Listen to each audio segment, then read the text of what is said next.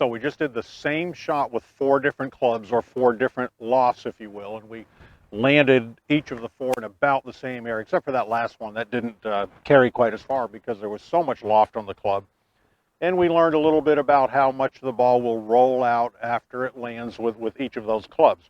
Again, that's great for touch and feel. Well, now we're going to do, I was going to say something similar, but in a way it's almost the opposite. Instead of 4 clubs, 1 shot, we're going to do 4 shots, 1 club.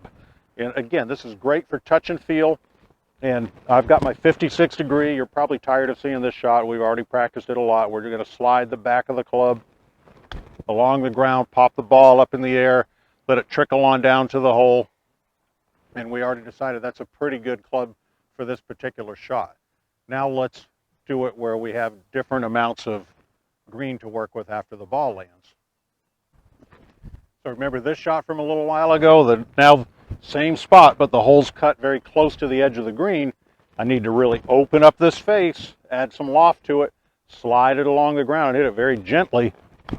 Just try to pop it up in the air like that and hope we can get it to settle down and stop. So I really like the result of that shot. Frankly, my lob wedge, the one with even more loft, probably would have made sense here, but that's not the idea of this drill. The idea is to learn how to hit different shots with the same club, because you're going to have to do that when you get out there.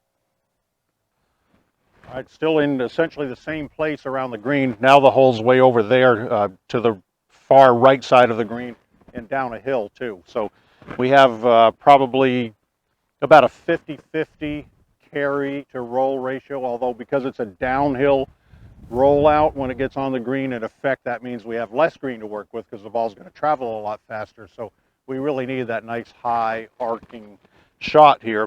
Lob wedge would probably be the club of choice because that will hit it the highest, but we know the purpose of this drill is to learn to hit different shots with the same club. So I need to throw this up in the air pretty high, which means I'm going to open up the face a pretty fair amount, which effectively adds loft to the club.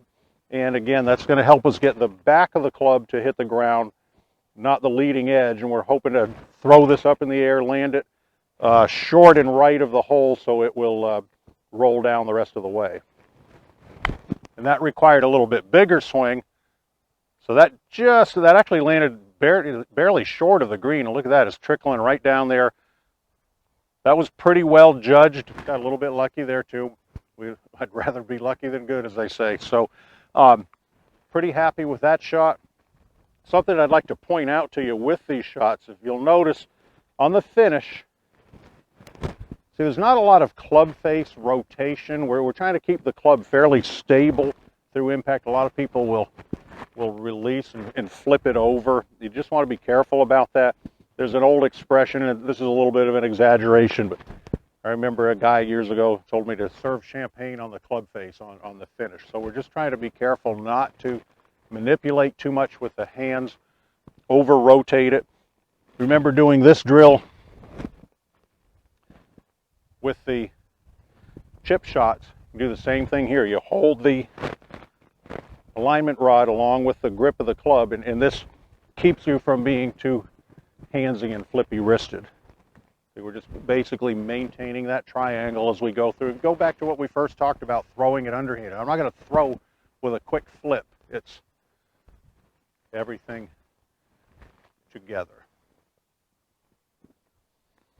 So our fourth and final shot, where we're hitting different shots with the same club, we've got the entire length of the green to go across on this one. We're about 10 yards off the green, probably 80-90 feet of green to work with, so we can bring the ball in really, really low and let it run out this time. If I were to carry it way back there, I'd have to make a swing about this big, and boy, if I bladed that ball just a little bit, it's going to go screaming over the green, and there's actually water on the other side. So let's get the ball on the green as early as we can and rolling. So this will be the shot where we've got it back in the stance and a little more of a downward pinching into the back of the ball. So the club is de-lofted. We'd really rather do this shot with a lower lofted club, but that's not the point of the drill. So in this case, we're going to set up the club so it has less loft on it. Also by catching the ball first on the downswing with the handle forward, it'll have less loft on it as a result of that as well. I'm going to aim this out to the right because this is a bit of a sweeping break from right to left. And I might have that up a little too high, but it's coming down off that hill pretty nicely. Yeah, I played that a little too far out to the right, but the distance was really pretty good there. It got just about to the same distance that the hole is. So that's that pinching style. We did 4 entirely different shots there. The first one was just kind of that straightforward pitch, the ball centered or a little left of center, face just a little open, and just a little sliding action along the ground. The second one, we hardly had any green to work with. We had to throw it way up in the air. So we put the ball farther forward, opened the face up even more, and just tried to slide our spatula under the egg, so to speak. The third one was similar to that high soft one. It was just a longer shot, so we had to take a bigger swing, and of course the bigger swing would throw the ball up higher in the air. And then lastly, we did the little square pinch shot, face square, de-lofted, if you understand what we mean by that, and then more of a low driving shot. So another wonderful drill for developing touch and feel. Hit different shots with the same club.